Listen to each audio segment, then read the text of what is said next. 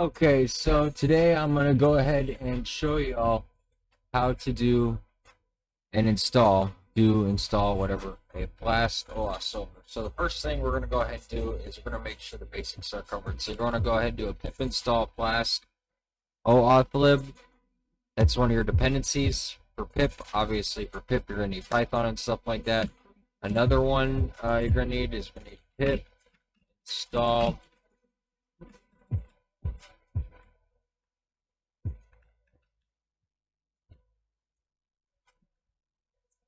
pip install and then werkzeug, however you say that, and then pip install Flask, right? Like that. So you're gonna need those three. Don't mind that code workspace, that's a typo. After you do that, I'm gonna go ahead and give you a quick look at the script we're gonna be running.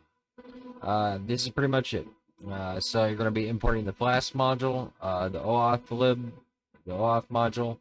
You're probably gonna need pip install Oauth 2 and then like the Oauth lib, but you can find that pretty easy. If you're doing APIs, I'm pretty sure you know all this. You probably just want the script, which I had to hunt down for a little bit, so this should hopefully save you some time.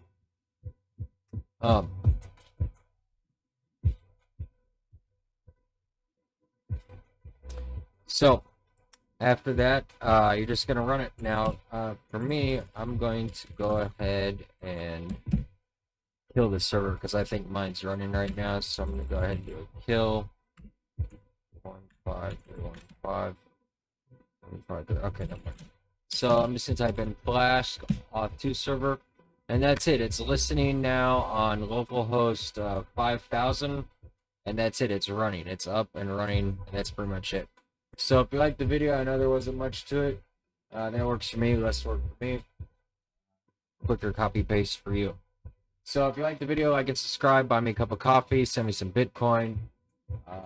That'll work for me.